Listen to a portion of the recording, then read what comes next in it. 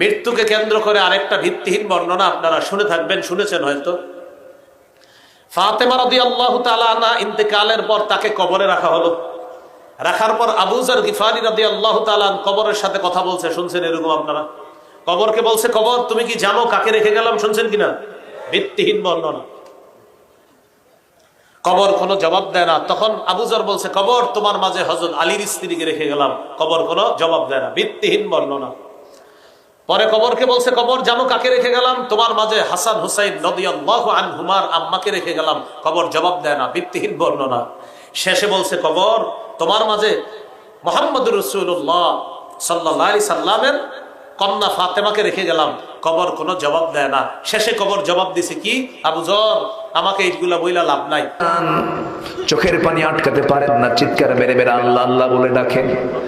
কবর খনন শেষ হয়ে গেল। কবর খননের পর পাগলের মতো প্রশ্ন করছেন কবরকে, কবর তোর মধ্যে আজকে যাকে রাখতেছি, খবরদার কবরে অসম্মানজনক কোন আচরণ করবি না, খারাপ কোন মিসবিহেভ করবি না, খারাপ কোন আচরণ করবি না। কারণ এই মহিলার সঙ্গে খারাপ আচরণ করলে নবীজি কষ্ট পাবেন, নবীজি কষ্ট পেলে পরে আল্লাহ কষ্ট পাবেন। ভেতর থেকে মানুষের মতো আওয়াজ বের হয়ে আসতেছে। আবু যরের কানে আওয়াজ দিচ্ছে, ও আবু যর, এটা এমন একটি জায়গা, কোন ব্যক্তি চিনি না, কোন মানুষ চিনি না। আমল যদি ভালো হয় ভালো কথা, আমল যদি খারাপ হয় আমি মাটি, আমার আচরণ মারাত্মক হয়ে যাবে। গভীর রাত্রে হযরত ফাতিমা রাদিয়াল্লাহু তাআলা আনহা ইন্তেকাল করলেন। কিছু সংখ্যক সাহাবীদের কাছে খবর দিয়া অল্প সময়ের ভিতরে জানাজার ব্যবস্থা করা হলো।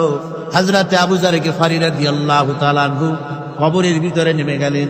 কবরের ভিতরে নেমে গিয়া হযরত আবু যর বলেন, রে কবর, তোর ভিতরে আজকে কাকে রাখবো, তুই কি তা জানিস নাকি? কোনো জবাব আসে না।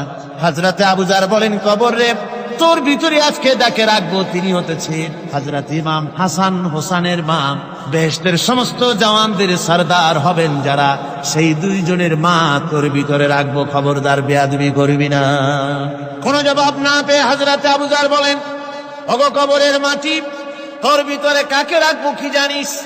আসাদুল্লাহিল গালিব, দুনিয়ার সমস্ত কাফেরদের বিরুদ্ধে আল্লাহ রাব্বুল আলামিন যাকে বাঘ বানিয়ে পাঠালেন, সেই হযরতে আলী, তার স্ত্রী রেখে যাব, খবরদার বেয়াদবি করবি না। কোনো জবাব আসে না।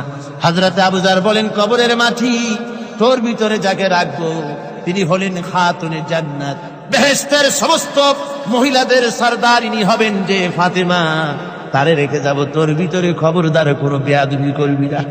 আবার হযরতে আবু যর বলেন, কবরের মাটি, তোর ভিতরে কারে রাখবো কি জানিস? তোর ভিতরে আজকে যাকে রেখে যেতেছি তিনি হলেন আখেরি জামানার পয়গম্বর, বিশ্বনবী জনাবে মুহাম্মদুর রাসূলুল্লাহ সাল্লাল্লাহু আলাইহি ওয়াসাল্লামের কলিজার টুকরা মা ফাতেমাকে তোর ভিতরে রাখবো, খবরদার কবরের মাটি বেয়াদবি করবি না। কিতাবে এসেছে হযরতে আবু যরকে বাড়ি শুনতে পেলেন,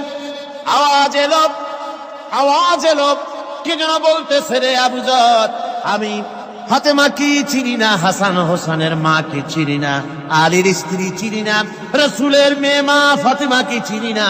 আমল যদি ভালো হয় আমার ভিতরে, আমল ভালো নিয়ে যে আসবে শান্তিতে থাকবে, আর আমল যদি খারাপ হয় আমার ভিতরে, তার অবস্থা চূড়ান্ত হয়ে যাবে। আচ্ছা, একজন সাহাবীর কি দরকার কবরকে এগুলা বলা আর কবর পাল্টা জবাব দেওয়া দরকারটা কি বলেন? এটা ভিত্তিহীন বর্ণনা। আমি জানি এটা ম্যাক্সিমাম লোক শুনছেন এই বর্ণনা, এটা ভিত্তিহীন।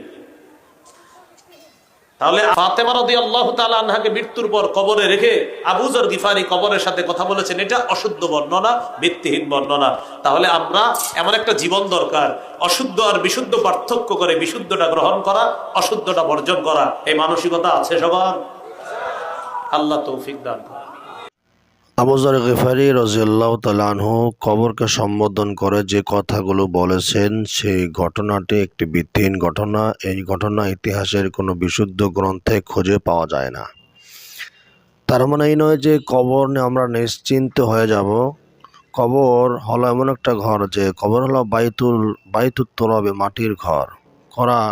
কবর বলে, আনা বাইতুল গুরফা, আমি মাটির ঘর, আনা বাইতুল ওয়াহদা, আমি একাকীর ঘর, আনা বাইতুল ওয়াহশা, আমি ভীতির ঘর।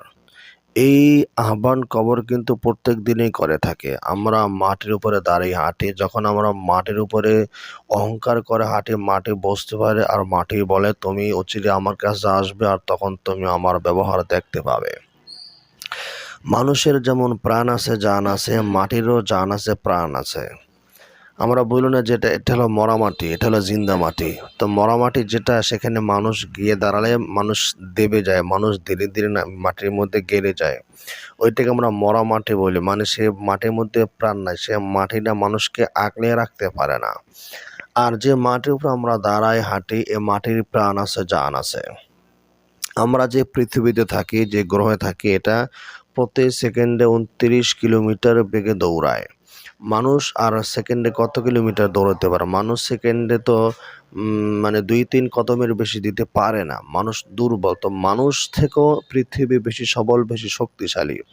তো এই পৃথিবী সব কিছু দেখে। আল্লাহ তাআলা যা কিছু সৃষ্টি করে রেখেছেন সব কিছু মানুষকে কিন্তু ক্যামেরা করে, মানুষকে রেকর্ড করে।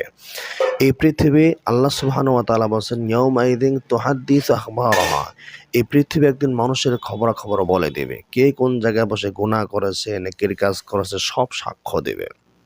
আমাদের হাত পা এগুলো আমাদের পক্ষে বিপক্ষে সাক্ষী দেবে।